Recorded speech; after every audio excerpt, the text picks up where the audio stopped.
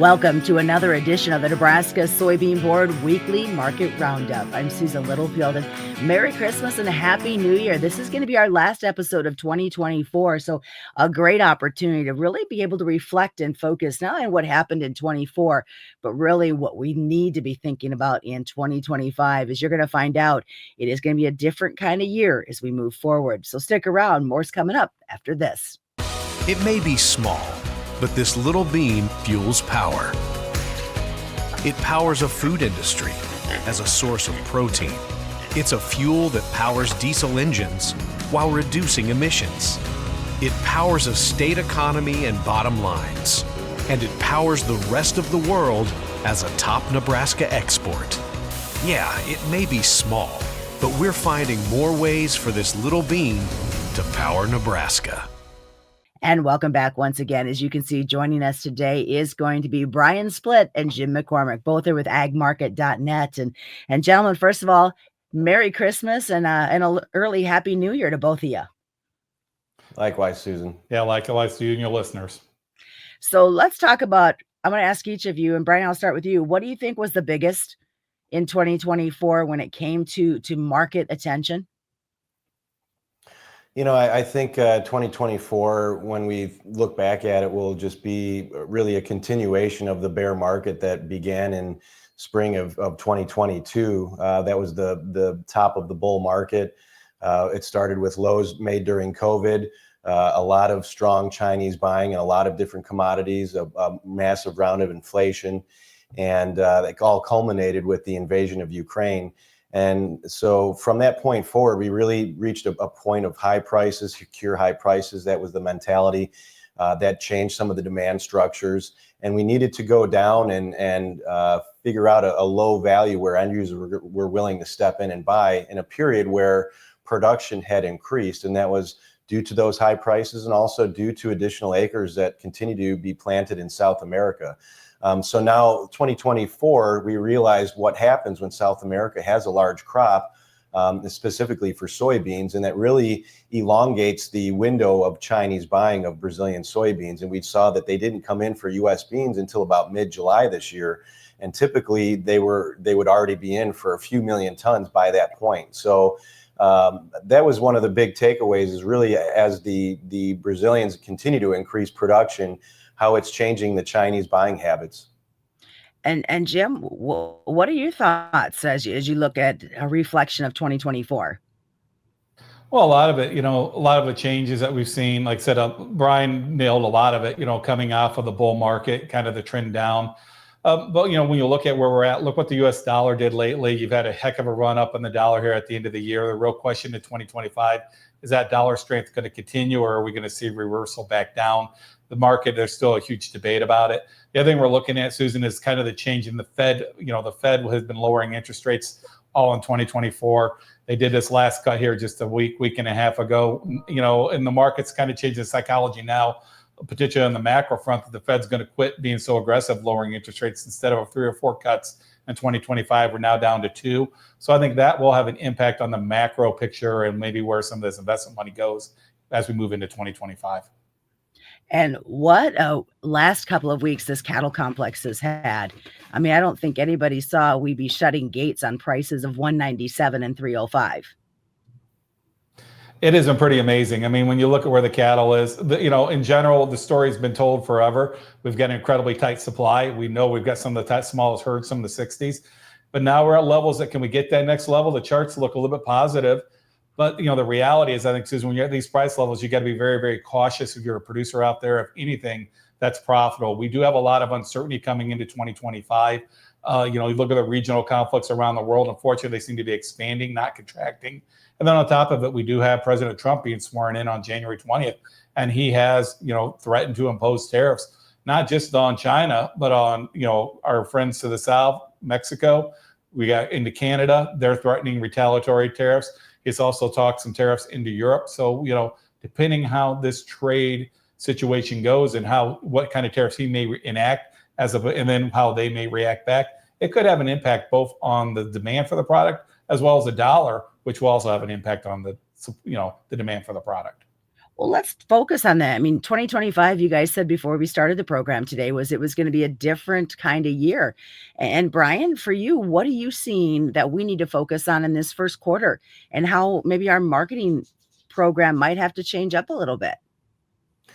Yeah, I mean, so one of the things that we've seen recently for corn, and a lot of bushels went in the bin, and the bins have done their job. We're substantially higher in the futures than we were when the corn was coming out of the field. We've seen basis improve, and it softened up a little bit recently as nearby futures have hit 450 and producers have sold some cash here. But I think as we transition into 2025, we do have a fund manager in general that is long corn, and I think we have to ask ourselves, how long are they going to get? Traditionally, the record type length is saved for big stories, whether it's a drought somewhere, the invasion of Ukraine, where the world thought we were potentially losing a major world exporter's production. So do we have that type of a story right now, or is this more of a money flow of, hey, we got oversold, we priced in a massive crop, the selling dried up? We think about how much the funds bought and how little the market really went up in that period of time. When you think about short covering to the tune of 600,000 contracts from going from record short to now long, that's a really large amount of contracts to buy. And here we are, maybe 50 cents off of lows. So I think we have to wonder, does the fund manager have a reason to continue to add to that length? Or as we transition to 2025, the focus then shifts towards the new crop balance sheet, how many acres we're going to be planting. It looks like a lot. If we get government payments coming out in late March, that should also help the idea of these acres getting planted. And the problem is we have high input costs right now. So the farmer has to be extremely diligent in protecting profitable levels and still being flexible enough to allow upside down the road if we have some type of a weather issue, because the balance sheet has tightened up quite a bit.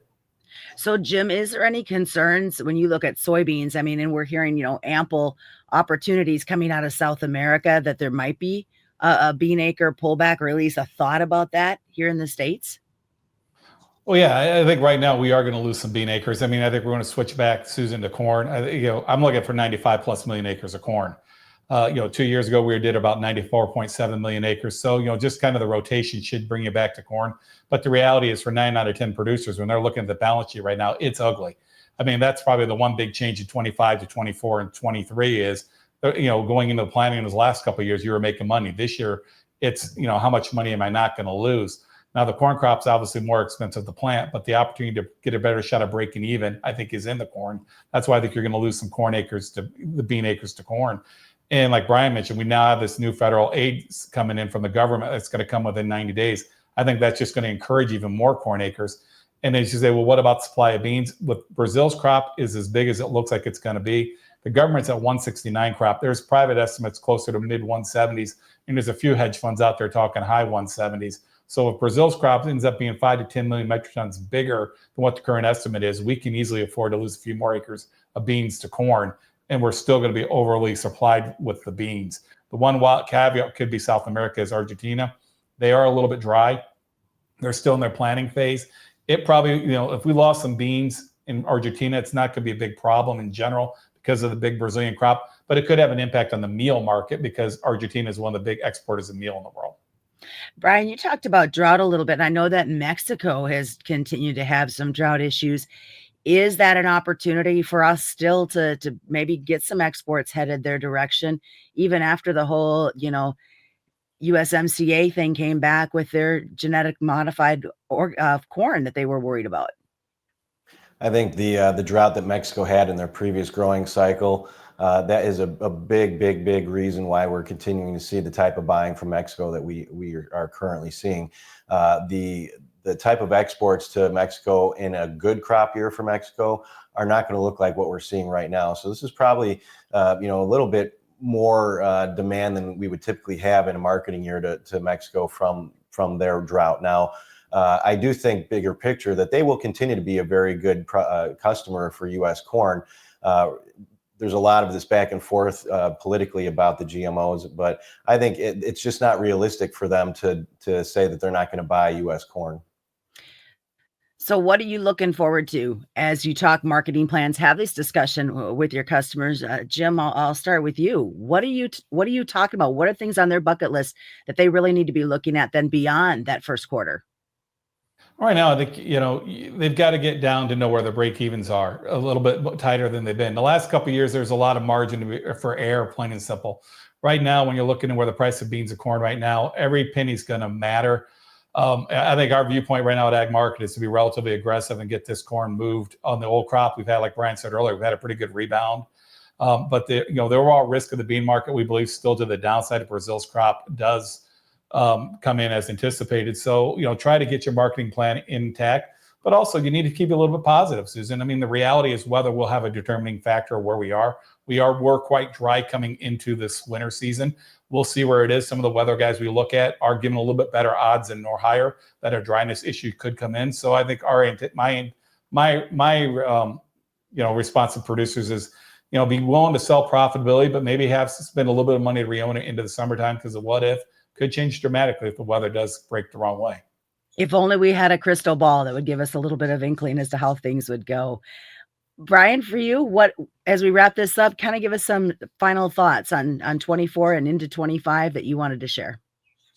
Yeah, I think there's a specific segment of agricultural production that has a unique opportunity right now, and that's the hog producer. When you think about where we were a year ago, and we were talking about Chinese liquidation of their hog herd, that had values right at the low end as we finished up 2023. So now as we finish up 2024, the fund manager has been record long hog futures. We have the fund manager record short soy meal, and both of those are extremely extended on both ends of it. So I think there's an opportunity right now for the hog producer to really look at downside protection with the fund manager going into a new calendar year holding near record length. Very vulnerable to liquidation there. And as Jim had mentioned, there's concerns about hot and dry in Argentina. And with the fund manager record short on soy meal, with soy meal trading last week down to levels where we hadn't seen since the COVID lows, that looks to me like an opportunity to do some user coverage and get meal needs bought. Jim, any parting thoughts from you? I think the parting thought is Merry Christmas. Everyone have a good, hope everyone had a good Christmas and have a good New Year. But, be prepared for some volatility. That's the one thing I think with the new administration coming in, we are going to get a lot of volatility in markets. But, have your game plan intact and be ready to execute it when the market's moving your direction. Wonderful. Well, gentlemen, thank you so much for joining us. It has been another edition of the Nebraska Soybean Board Weekly Market Roundup. Information on the show is provided for educational purposes and not intended to influence legislation, government policy, or action. And that, like I said, is another edition. Quick reminder, commodity futures and options do involve a substantial risk of loss, not suitable to all investors. And that's the Nebraska Soybean Board Weekly Market Roundup.